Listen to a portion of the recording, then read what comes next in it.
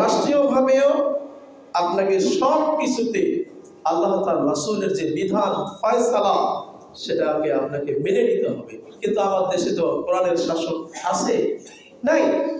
কোরআনের আইন বাস্তবায়নের জন্য আমাদেরকে ভূমিকা রাখতে হবে। যদি রাখতে না পারি তাহলে এটারও কিন্তু খেসারত আমাদেরকে দিতে হবে। আল্লাহ তাআলা কোরআনে কিন্তু সূরা আহজাবে বলেছেন যে ইয়াউমা তুকাল্লাবু বুজুহুহুম ফিন নার ইয়াকুলুনা ইয়া লাইতানা তাআলা আল্লাহ ওয়া তাআলা রাসূলা।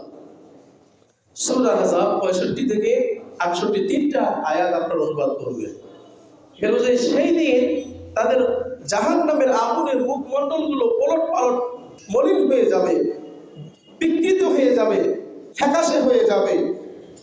ইয়াকুলুনা, তখন তারা বলবে ইয়া লাইতানা আতা'না আল্লাহ ওয়া আতা'না রাসূলা, আফসোস যে আমি যদি আল্লাহ তার রাসূলকে আনুগত্য করে চলতাম, মানতাম, তাহলে আজকে আমার এই পরিণতি হইতো না।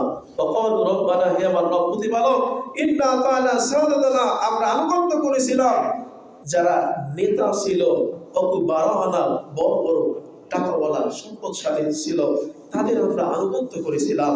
ফাআল্লাউনা সাবিলা, এই আনুগত্য করার কারণে আমরা আজকে ধ্বংস হয়ে গেছি। বলে নাউজুবিল্লাহ, নিজেকে ক্ষতির মধ্যে নিমজ্জিত করেছি। যখন জাহান্নামের আগুনে তারা পুড়বে তখন আফসোস করে বলবে, যদি আল্লাহ তার রাসূলকে আমি আনুগত্য করতাম, নেতাদেরকে আনুগত্য না করে।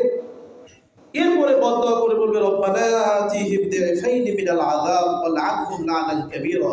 রব্বুল আলামিন, যেই নেতাদের অনুসরণ করার কারণে আজকে আমরা ধ্বংস হয়ে গেছি, পথভ্রষ্ট হয়ে গেছি, আজকে কি করেন, মিনাল আযাব, আপনি তাদেরকেও দি'ফাইনি, দ্বিগুণ শাস্তি প্রদান করেন। নাউজুবিল্লাহ বলেন, আপনি আমাকে যে শাস্তি দিয়েছেন নেতার অনুসরণ করার কারণে, তো আমার নেতাকে আপনি দ্বিগুণ দেন।